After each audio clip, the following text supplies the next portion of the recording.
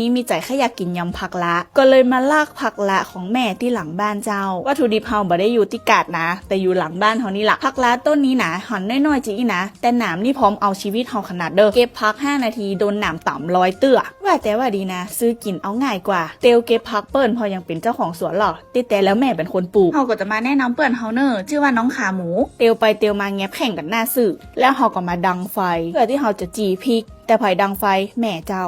แล้วเฮาก็เอาผักนึ่งไข่นึ่งแม่นึ่งคือเจ้าแต่ว่าเฮาเป็นคนแกะหอมกับซอยหอมเด้อนี่ก็คือวัตถุดิบที่เฮาต้องเตรียมก็คือหอมแดงกับข่านี่บ่ได้ขุดคนเดียวเด้อแม่ขุดฮือเจ้าแล้วก็มาเตรียมพริกเอาพริกมาจีไข่จีฮือแม่เหมือนเดิมเจ้าเจียวน้ำ5บาจ้างแม่บอกฮือแต่เฮาเจียวคนเดียวเด้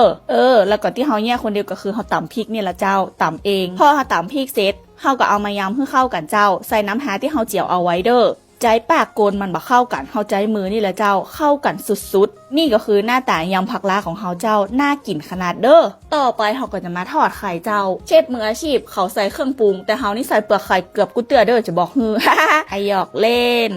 ทอดให้มันเหลืองให้มันกรอบจี้เลยเด้อหอมผักล้าขนาดสูเหมาะสูตรลับของแม่ถามกี่รอบก็ตอบว่ากะเอาแต่มันก็ล้ำเนื้อสูเหมาะขนาดเจ้า